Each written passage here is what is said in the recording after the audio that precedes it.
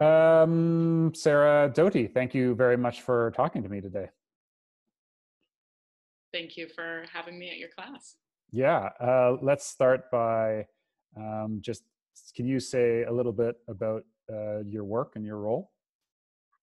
Yeah, I am the digital account manager at Capulet. I've worked here now for 2 years, and I manage several clients, one of whom we'll be talking about today. Yeah, do you want me to say more? No, that's fine. That's fine. Let's talk about the client we're going to talk about today. That's called the Wellbeing Project. So what is the Wellbeing Project? The Wellbeing Project is an initiative that was founded by several large charitable foundations, places like Impact Hub and Skoll Foundation. And the Wellbeing Project exists to solve a problem that's happening in the nonprofit sector, which is burnout for workers on the front lines of social change. They're looking to shift the narrative of what it means to work in a nonprofit, and specifically to integrate well-being into that work on an individual and sector-wide level. The way that the Wellbeing Project does that is primarily research. They do research into the causes of burnout and solutions for people working in the sector.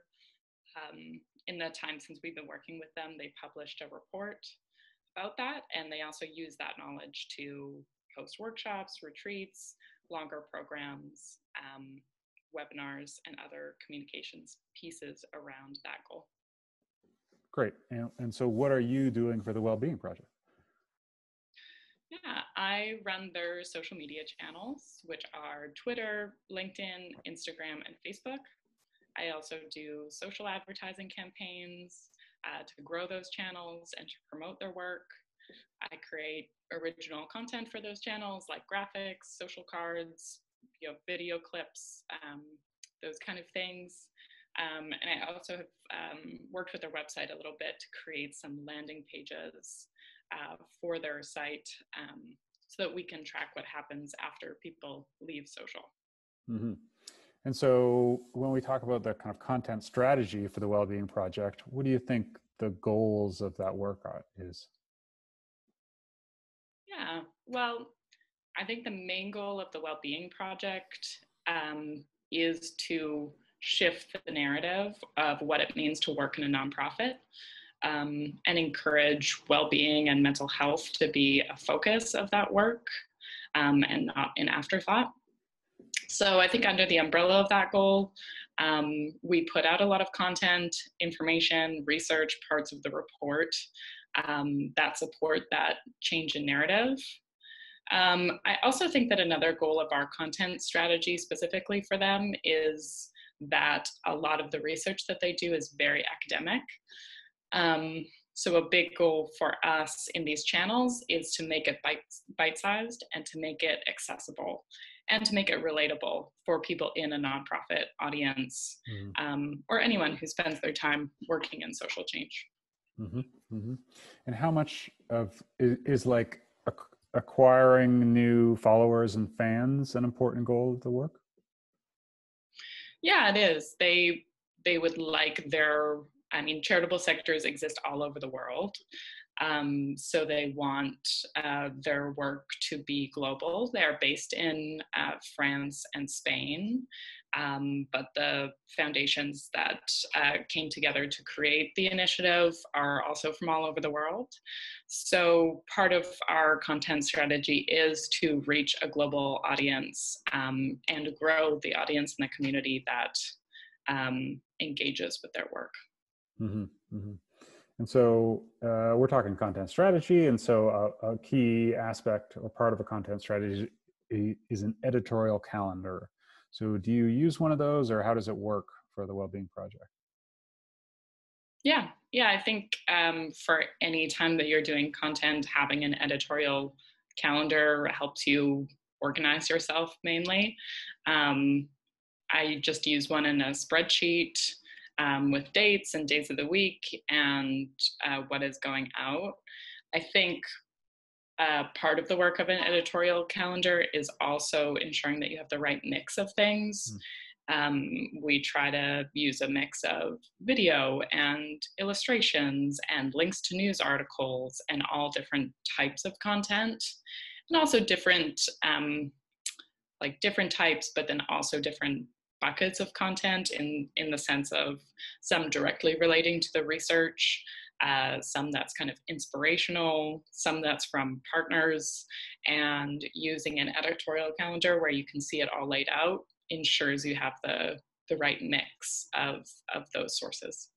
I know sometimes, I'm not necessarily saying it's the case here, but sometimes when you are collaborating with a lot of partners or there's a lot of stakeholders, one important role a editorial calendar serves is just making sure that everybody is getting the right amount of attention too, right? That, oh, we got to publish something from each of these 10 partners twice a month or something, and just making sure all those boxes are checked too.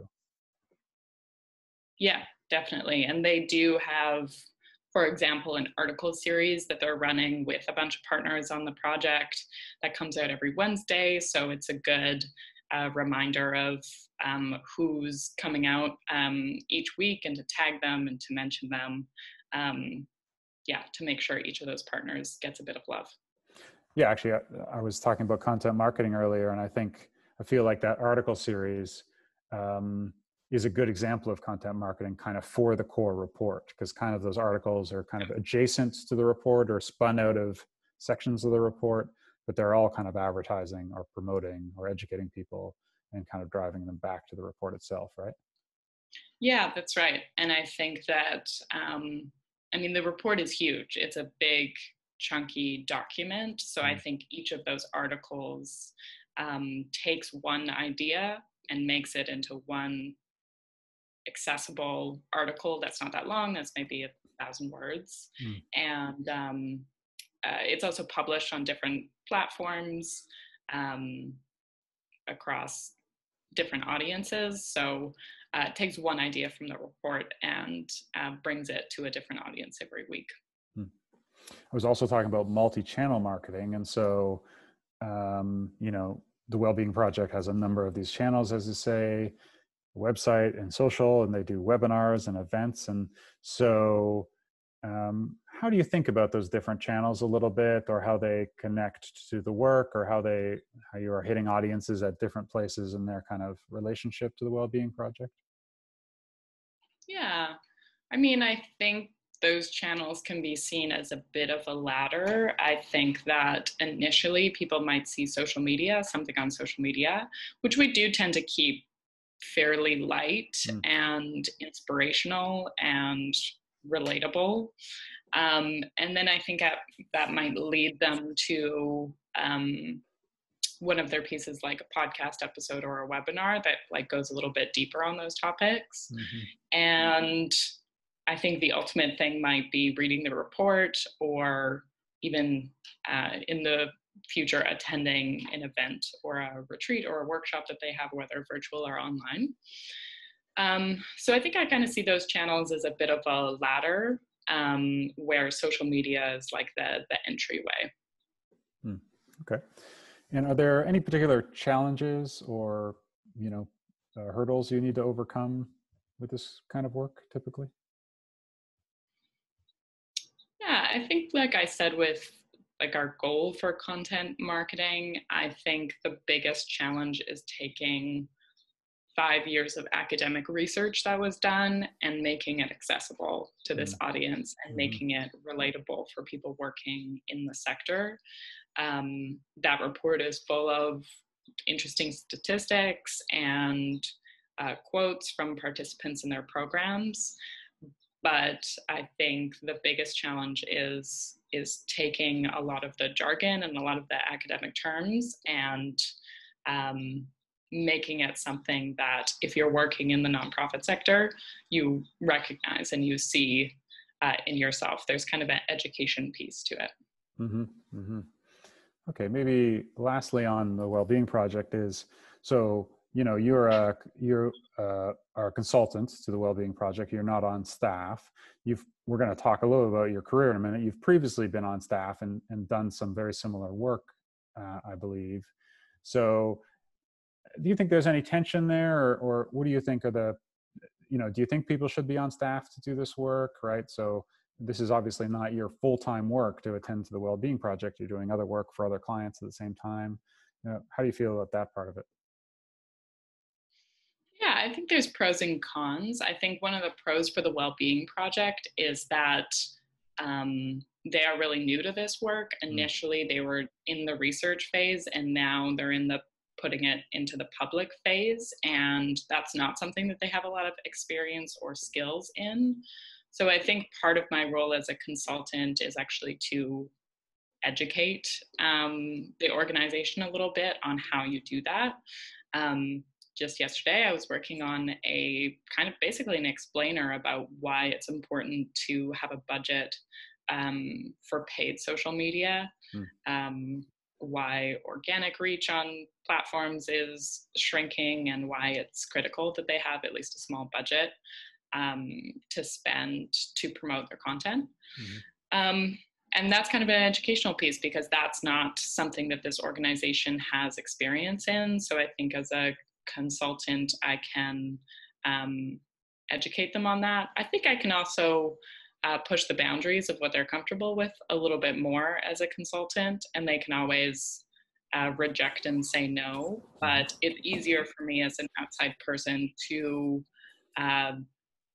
say that they should try a digital marketing campaign that they've never done before, and push them a little bit. Yeah, okay.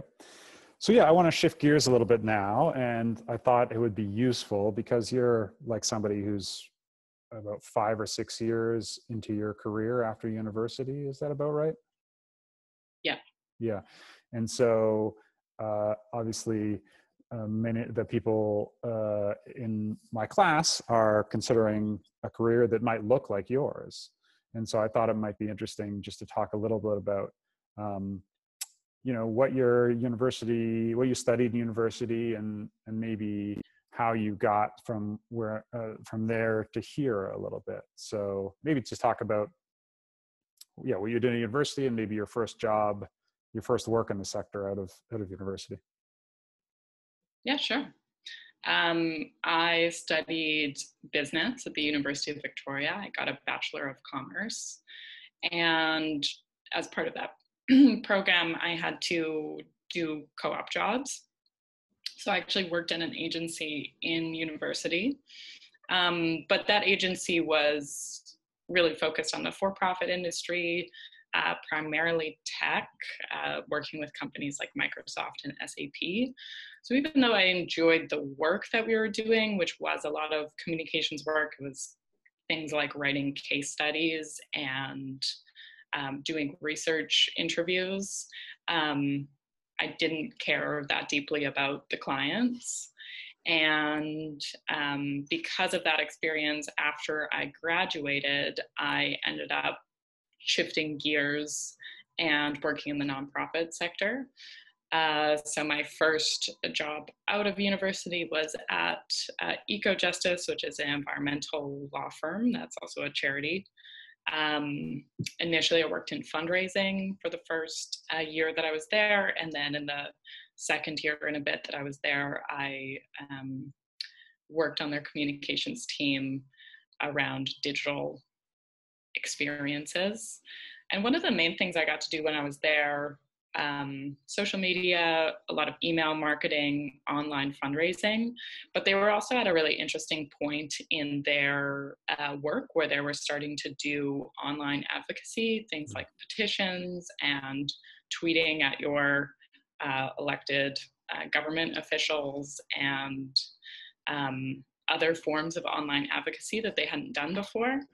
So I got to essentially help guide them through that phase and how they do that. So that was a really interesting experience.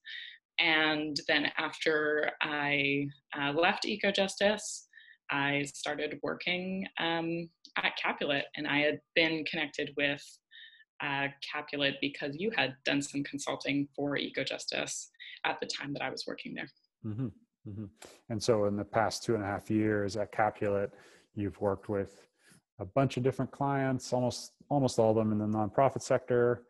And I don't know, how would you, this might be a challenging question, but like, how would you summarize the kind of work you've done over the past 2.5 years? Yeah, I mean, I've done, like, I like to think of it actually as work very similar to what I was doing at EcoJustice, Mm-hmm. but for a ton of different clients, Mm-hmm. and a ton of different causes, which is nice because it's similar to the work that I was doing, but with a lot more variety. I care deeply about climate change and environmental causes, but I also care about a lot of causes. So I often think of my work as Capulet as like the same skills, but for a big cross section of causes that I care about.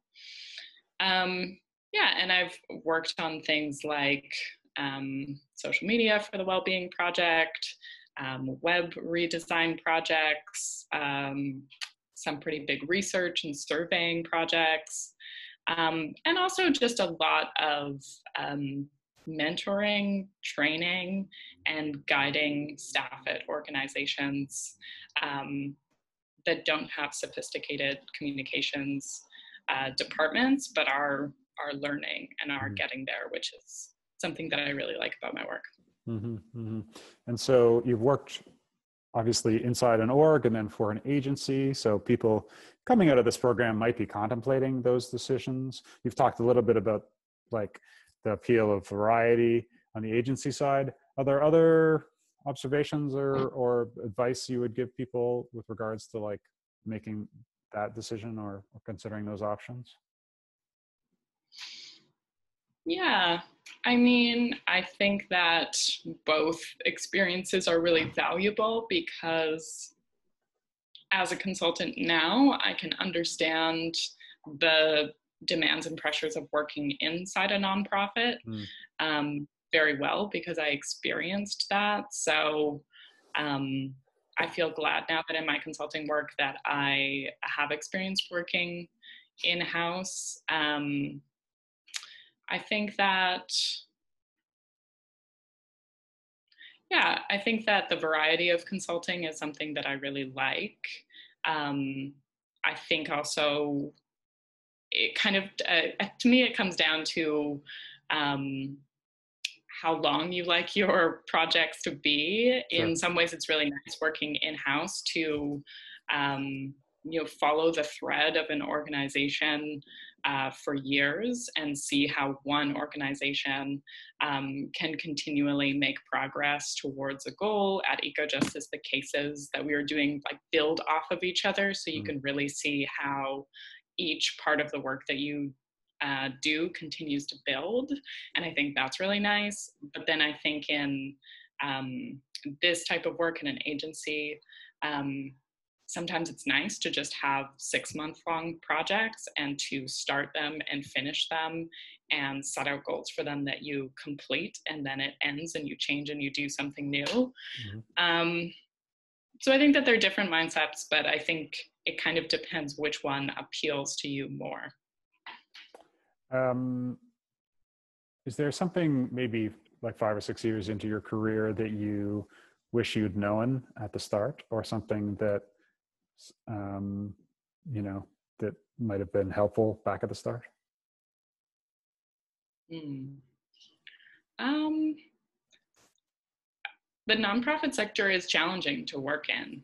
I think as someone who came out of business school, and many of my peers work at places like Deloitte or KPMG or accounting or in the marketing world. Which are big fancy firms, basically big fancy companies. Yeah. Big fancy management consulting companies that might do management consulting for every big company and brand that you could think of. And then in the marketing world, lots of my peers graduated and started working at companies like Hootsuite, which is a management tool for social media, or maybe a company like Lululemon, which we likely all know, ubiquitous yoga brand. And yeah, I think one thing to know about the nonprofit sector is that it is really demanding. It demands a lot of people who work in it, and It is often classically underpaid and overworked. And I think part of working in the nonprofit industry is setting boundaries for how much work you're willing to do. It actually really ties into, I connect a lot with the work of the Wellbeing Project, because my own experience in the nonprofit sector was that a lot of people around me I saw burnout because they do care deeply about the work that they're doing. I think we all want meaningful work, but sometimes meaningful work turns into being overworked and losing like other areas of your life, and losing the balance with other areas of your life. So yeah, I feel like that's just something to be conscientious of as you, if you enter the nonprofit sector, that you will have to kind of guard against that. So, I mean, I think part of my job in teaching this class is, and part of why I'm talking to yourself and people like you, is to try to prepare people for what it's like to work here, to work in the sector and do this kind of work. Is there some maybe, and I think I mentioned at the end of each class, I do a little thing which I sometimes call how to be a business grown-up, where we just cover some little tip or a little idea that's less about digital marketing, but just how to be a good professional. And so there are two possible ways to answer this question, I guess, but is there a skill or like some aspect that is overlooked, maybe you think normally when young people come to the sector, something they should work on that they might not think of? And or do you have a piece of how to be a business grown-up advice that you think of regularly or that applies? And either of those answers is fine, whatever you like. Yeah, sure. I mean, I wonder how you would feel this, but I actually feel like my answer for someone just graduating university and starting to work in a new environment is not being afraid to copy your boss on communication with coworkers. I think the transition from academic life to working life, the most challenging part in my experience, and I think in the experience of my friends, is dealing with like the inner workings and the interpersonal dynamics of office spaces. That sometimes there are really challenging people that you have to work with and you don't get the choice to work with them or not. And one thing that I started doing while working at EcoJustice, and wouldn't be afraid to implement now every once in a while, is to copy the person who is like kind CC. of my boss like or you're me in a situation. Yeah. CC them on an email so that they can see what's happening. I think that it's just like it's almost a little trick. It's almost a little hack to keep like everything in the open about what's happening and to not get bogged down by like interpersonal dynamics. I started implementing that a lot with like a coworker that was really challenging to work with, and it worked every time to just make it about the work and make sure that my boss at the time knew what was going on. So do you think Slack helps at all with that? Because so much of it is this like real-time documented open. I mean, I know there are DMs in chat, but 90% of our Slack chat with clients or with each other is in the open. Yeah. I think any way that you can make your work like documented and open often like reduces interpersonal challenges with other people. Another thing that I say to like friends that are stressed about their work situation, especially if they have too much work and they're like really struggling with prioritizing their work, is in whatever way, in whatever system you're using, make it really obvious what you're doing so that other people know how busy or free you are, like whether that looks like blocking time in your calendar for work projects that your boss can see that you're busy in the morning or busy in the afternoon, whether that means like keeping a to-do list that's public so that other people can see what you're working on. I feel like that's another. I was going to Go say, ahead. do you want to talk about the Kanban system we use? Yeah, we use a Kanban system, which if you don't know what that is like three very simple columns that are to do, doing, and done. And I actually use a physical one in the sense that every week I take sticky notes and I write what my task is and I put it on the wall, and I am constantly shuffling them and moving them throughout the week.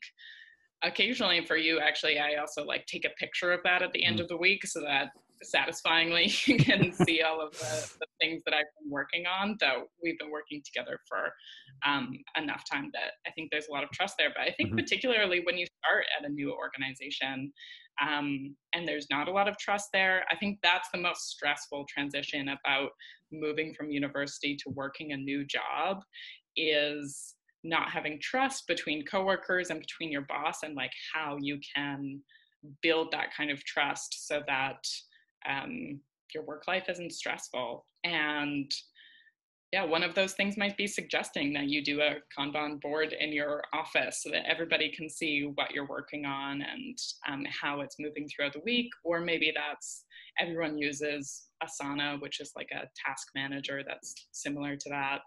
And everyone can see it. Or you just, I used to at EcoJustice at the end of every week actually write out everything that I did that week. I used to keep a list throughout the week of everything that I had done. And on Fridays, I would email my boss and say, these are all the things that I did this week. She didn't ask for that.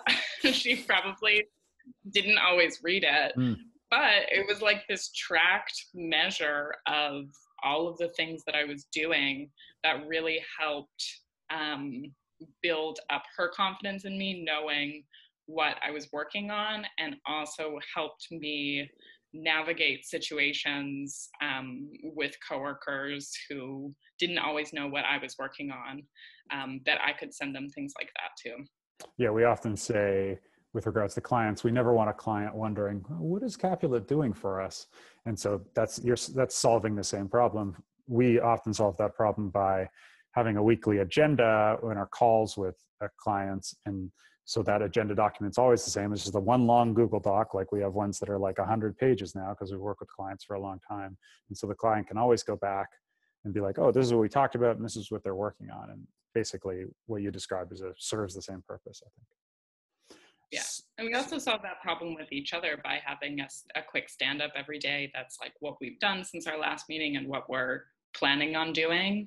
And I think if you enter an organization where that's not the norm, adding that in some way, whether it's a meeting or whether it's like an email that you send your boss at the end of each week with everything that you've worked on and what you plan to work on next week, is a really good way to just decrease the overwhelm and increase the trust that you have with the people that you're working with.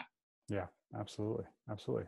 Yeah. Well, thank you for that. I want to spend just 2 minutes at the end here talking about Goodreads, because I know you're an avid Goodreads user, and it's super relevant because it's incredibly popular digital platform in the publishing sector. And I think, as I said, it's kind of an engine, I think, of a lot of commerce. And I've used it a little bit, but I feel like I'm going to ask a few people throughout the class about Goodreads and what they think about it and how they use it. And we'll just build up a little bit of knowledge about that. So how do you use Goodreads mainly? Like, what is your main kind of use case for it? Yeah, I think the first reason I started using Goodreads was actually because of the reading challenge feature.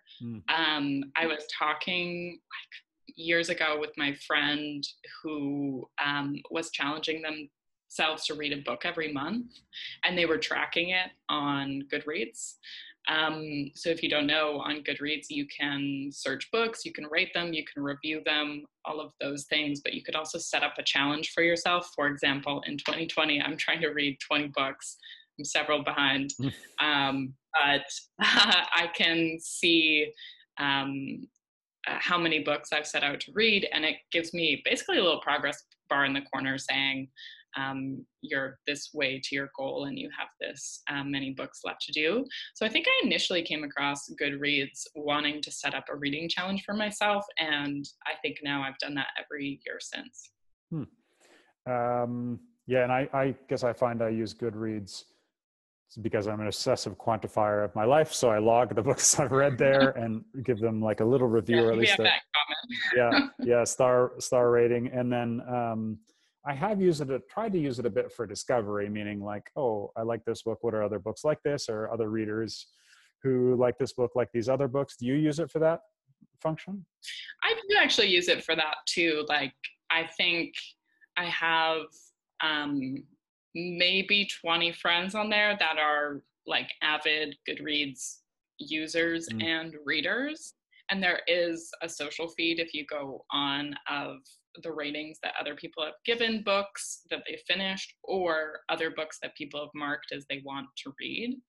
And you can like comment and stuff. I almost never do that, but I often actually scroll through that feed a little bit when I go on Goodreads and then see a book title that seems really interesting that one of my friends has either read or also wants to read, and then clicked from there that I want to read it. And then it kind of adds it to a repository for me that every time I'm like looking for a new audiobook, or at the library, or at a bookstore searching for a book, I basically have this huge list of the books that I've checked as want to read. mm, And I use those to go through and search. Another way I do actually book discovery on Goodreads is the voting that they have every year. I don't know if you know this, but once a mm, year they do voting rounds for all different categories of like the books of the year, which are quite democratic because they are just like a pool of all Goodreads users. mm,